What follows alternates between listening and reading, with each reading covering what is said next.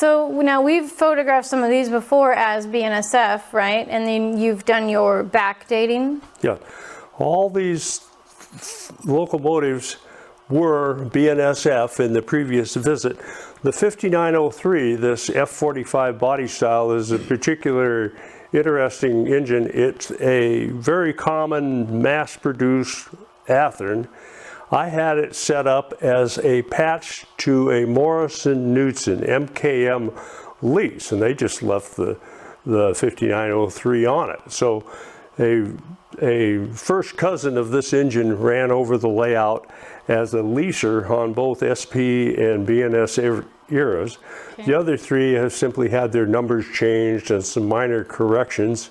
And the same with these three BN engines over here. They all at one time wore the patches. I'm kind of proud of how generous the BNSF has been in leaving heritage locomotive schemes running around for us to enjoy. Getting on to 30 years after the merger has just been kind of a treat. Okay, so in real time, when we were first here, I believe it was 2016, and this yard was very minimal.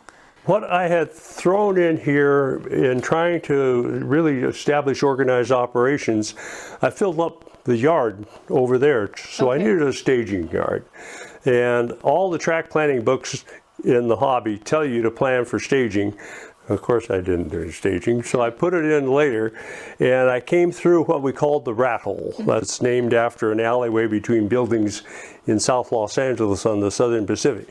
So it was a stub end yard of 4 tracks, and that was a big relief valve, but it was still a stub end. You had to change the end of power on every train, and so what I looked forward to was wrapping the yard around and making a reverse loop, and with careful measurements I found out I could get a 30-inch radius curve, and all my equipment would get around 30-inch radius curves even though the design standard was 36 inches. Okay. And I made the leaf to fold up, but I found I leave it down most of the time.